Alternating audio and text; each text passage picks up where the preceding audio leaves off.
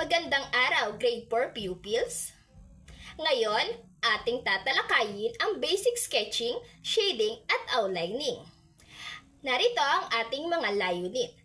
Pagtapos ng araling ito, ang mga mag-aaral ay inaasahang natatalakay ang kahalagahan ng kaalamanan at kasanayan sa basic sketching, shading at outlining. Pangalawa, matukoy ang wastong kagamitan sa basic sketching, shading at outlining.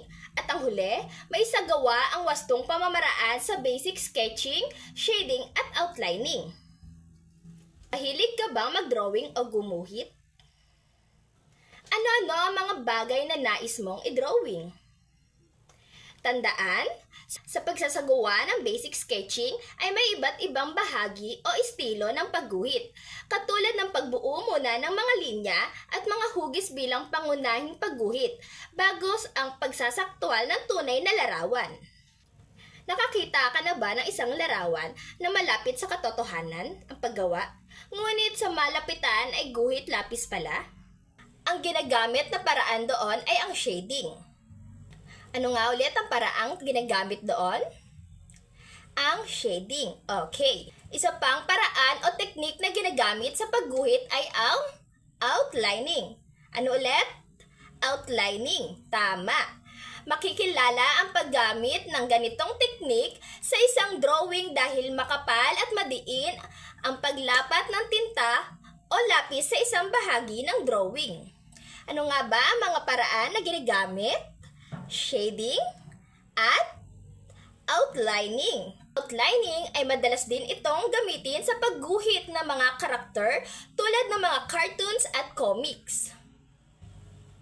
Ang basic sketching, shading at outlining ay bahagi ng isang gawaing pangkamay na sining panggrapiko na gumagamit ng mga linya, pangleletra, pagdidibuho at pagguhit gamit ang kamay lamang at pagbuo ng mga croquis.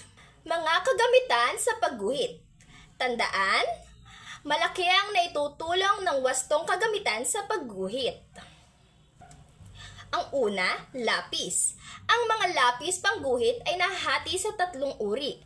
Ang una, soap. Ang mga lapis na soap ay natutukoy bilang 2B hanggang 7B at madalas ginagamit sa sketching at shading. Pangalawa, medium. Ang mga medium naman ay karaniwang mas ginagamit. At ang huli, hard. Ang mga lapis na hard ay natutukoy bilang 4H hanggang 9H. At ginagamit sa mga pagguhit ng construction lines sa mga teknikal na guhit at plano. Pangalawang kinakailangang kagamitan, crayons o charcoals. Ginagamit ang mga ito sa pagkukulay at pagpapaganda ng mga ginuhit na larawan. Ang pangatlo ay papel. Ang papel ay inilalapat ang mga lapis at iginuguhit ang mga larawan. Mahalagang malaman ng iba't ibang mga papel dahil nakakaapekto ito sa ginuguhit. May mga makikinis at magaspang na papel at mayroon din namang maninipis at makakapal. Mainam gamitin ang sketchpad sa paggawa ng mga larawan para sa tulad mong nag-uumpisa pa lamang. Narito ang mga hakbang sa paggamit ng lapis bago gumuhit. Una, gumamit ng lapis na hindi matulis para sa mas madali ang paggawa ng mga guhit at mga disenyo. Pangalawa, pag-aralan ang mga tamang paghawak ng lapis. Pangatlo, gumuhit ng mga pahaba, pahalang at pagpabaluktot at linyang hindi gumagamit ng ruler. Pang-apat, gumuhit ng maayos na pahabang linya kagaya ng nasa larawan. Narito ang mga proseso ng pagguhit. Una, outlining. Ang outlining ay ang mga guhit na sumusunod sa hugis o tabas na mga larawang iginuguhit. Nagbibigay ito ng lalim kagaya ng mga hugis ng isang anino. Ito ang anyo ng mga bagay na inilalarawan ng walang detalye, shading o kulay. Maaari ang outline ay magaan at manipis, mabigat at makapal. Pangalawa, sketching. Ang sketching ay ang larawang iginuguhit ng kamay sa mabilis at madali ang paraan. Ang prosesong ito ay ang pagtatala ng pintor o dibuhante ng isang bagay na ayon sa nakikita nila. Ginagamit ang paraang ito upang mabuo o itala ng isang konsepto o idea sa mas mabilis na paraan upang mailarawan ng visual ng isang imahe, idea o prinsipyo. Madalas na ginagamit ang lapis, uling o pastel sa sketching, ngunit maaari ring gumamit ng ibang panulat. Pangatlo, shading. Ang shading ay isang pamamaraan ng sining na gumagamit ng iba't ibang value sa papel, na nagpapakita ng tamang posisyon ng ilaw at anino ng isang bagay. Nagiging makatotohanan sa paningin kapag maingat at naipapakita ang shading ng isang bagay. Mahalaga ang tamang paghahalo ng liwanag at dilim dito. Atin naman talakayin ang mga pamamaraan ng shading. Una, hatching. Pamamaraan na ginagamit ng hanay ng mga linya na nasa parehong direksyon. Mas madilim ang parte kung saan nagsisimula ang mga linya. Pansinin na mas madilim ang bandang ilalim ng bilog. Pangalawa, cross-hatching. Katulad din ito ng hatching, maliban sa mga karagdagang kumokross na mga linya o criss-crossing line, mas madilim tingnan ang mga linyang may criss-cross. Kapag mas malapit sa isa't isa ang mga linya, mas nagmumukhang madilim ang rehiyong iyon. Pangatlo, circular technique. Simpleng paraan ang paggamit ng paikot-ikot. Nag-umpisa gamit ang magaang outline at saka gumamit ng mabigat na outline. Maaaring lumikha ng iba't ibang sukat ng mga bilog ayon sa iyong kagustuhan.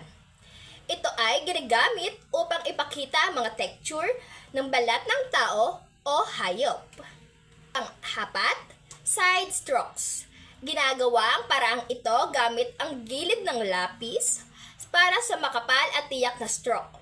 Mainam gamitin ang lapis na grade B upang mas madilim ang linya. Kailangan lamang sanayin ang pagkontrol ng bigat ng kamay sa paggawa ng side strokes upang makontrol ang magaan at mabigat na shading. Panlima, feathering. Ginagamit ito upang makalikha ng mga swabing gilid o paggawa ng blending ang mga gilid o outline. Magaan na stroke ang ginagamit sa linyang nangingibabaw. May pagkakatulad ito sa hatching at cross-hatching. Ngunit mas maikli ang mga linyang na nasa parang ito. Panghuli, fade shading. Ginagamit ang lapis sa paggawa ng shade mula sa madilim at maaaring shading hanggang sa nagiging magaan ang paghawak ng lapis at nagiging magaan din ang pag-shade. Nagmumukha itong nagiging malabo at nagkakaroon ng pagka-fade. Ngayon, ano nga ba ulit ang mga proseso ng pagguhit? Una, outlining. Pangalawa, sketching. At ang huli ay shading. Ano-ano naman ang mga pamamaraan ng shading? Hatching, cross-hatching, circular technique, side stroke, feathering, at fade shading. Tama! Ating tandaan na maaaring gawin ang shading sa umpisa, ngunit sanayin lamang ang ating sarili sa paghawak at pagkontrol ng lapis. Magsaliksik din ang mga halimbawa ng shading at pag-aralan ang mga ito.